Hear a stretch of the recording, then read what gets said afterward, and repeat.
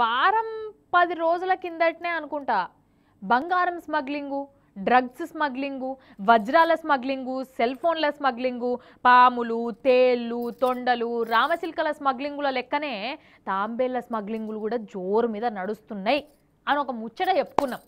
యాదున్నదానోళ్ళ మీకు? అగ్గో గా ముచ్చట యాది మరవక ముందే మళ్ళొకటి రానే వచ్చిందోళ్ళ. చూడురు మరి దేని ముచ్చటనో. ఆగో చూడురులా తాంబేళ్ళు ఎట్లున్నాయో. ఏదో ఒకటి రెండేమో అనుకుంటే కుప్పలు తెప్పలే ఉన్నట్టున్నాయి కదా. ఆగో చూడుర్రి, టబ్బులకు టబ్బులే నింపబడుతున్నారు. చిన్నవి పెద్దవి అన్న తేడానే లేనట్టుంది చూడబోతే. అన్నట్టు తమిళనాడులో జరిగిన ముచ్చటోళ్ళ ఇది.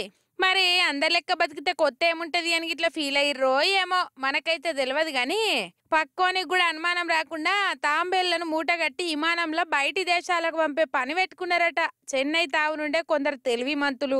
మరి ఎయిర్పోర్ట్లుండే కస్టమ్స్ అధికారులకు ఎట్లా అనుమానం కొట్టిందో ఏమో, మనకైతే తెలియదు కానీ అనుమానంతో చెక్కింగ్లు చేస్తే తీగ లాగితే డొంకంత కదిలినట్టు మనోళ్ళ భాగవతం బయటపడ్డది.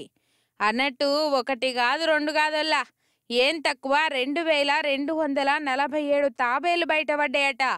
అంటే చూడుర్రి తమాషా ఎట్లున్నదో. చిన్నపాటి సముద్రాన్నే లూటి చేసినట్టున్నారు కదా ఈ స్మగ్లర్ గాళ్ళు.